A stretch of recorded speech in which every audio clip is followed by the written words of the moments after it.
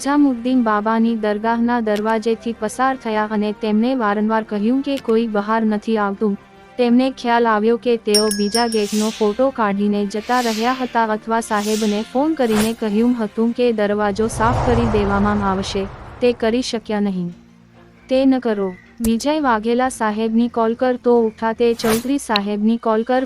ફરીને કોઈ આવ્યું નથી કે કોઈ આવ્યું નથી.